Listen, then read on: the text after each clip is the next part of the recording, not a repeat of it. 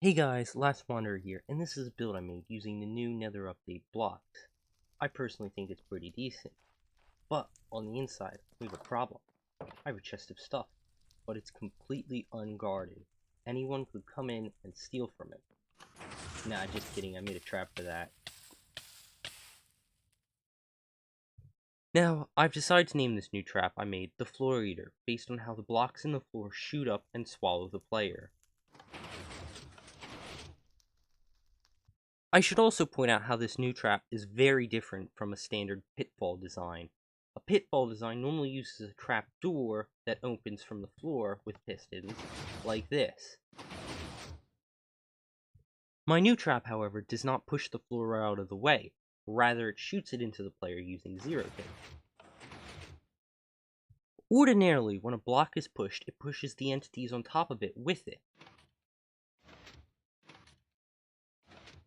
This is even true if you use a one redstone tick pulse, such as from an observer.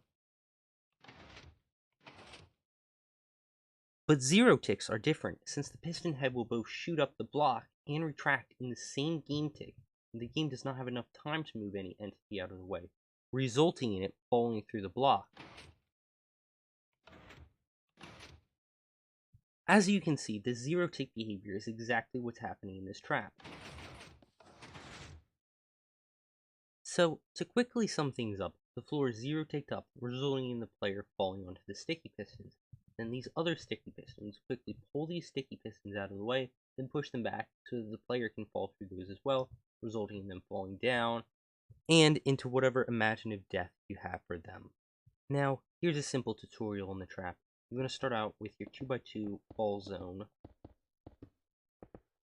and make it as high as you want to. Once you're done that, you can add whatever mechanism of death you want at the bottom, like lava. Next, you want to make a 2x2 of pistons above the pit, and then add some more pistons out to the side to retract those pistons.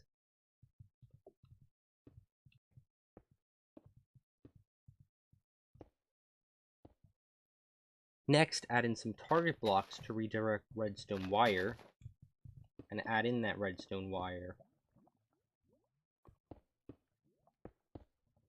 Since these target blocks are redirecting the redstone dust, they can also be used to power these repeaters, which powers these other sticky pistons. And so you need to do this 4 times.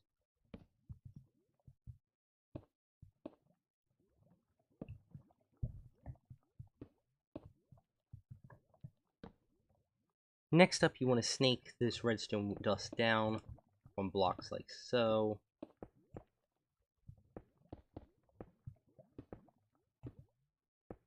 And just fill in that redstone dust. Now it's time to add in the zero tick generator. Just put a sticky piston here with a block on it, and then go back, add a repeater, and add a comparator. This works because of the update order. Repeater updates before the comparator, so pulse will go out, but it will not even last a single tick. Then just add 2 redstone dust here. In order to reset it, you add an observer, a block, another block here, and then a repeater. Now this repeater depends on the ticks.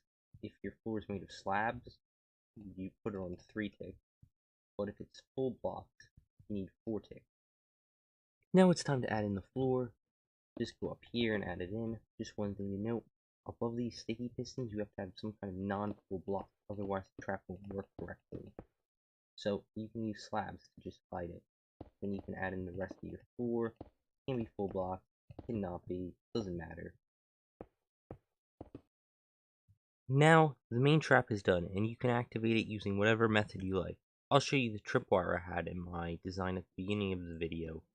Just go up some blocks like this, make sure this block is above the repeater, and then do the same on the other side. Hang a tripwire hook, and add in some string. Then you want a block diagonal with a redstone dust above it, a sticky piston, and a redstone block below that.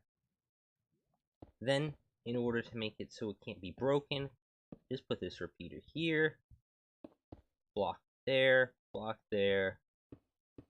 and then some redstone dust. quickly break this block so the observer doesn't break the machine, and then just add a block in here, and you're finished. And now this is the final design working in action.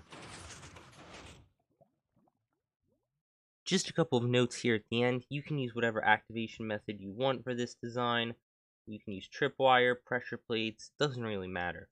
But if you expect the player to be running, you want to put the tripwire somewhere around here instead of here, and then a second one over here. The only downside about this trap is it isn't actually tileable due to how it uses target blocks to redirect a 0-tick pulse. This is in contrast to the classic pitfall designs. So, if you want to build one of these instead, I wouldn't blame you.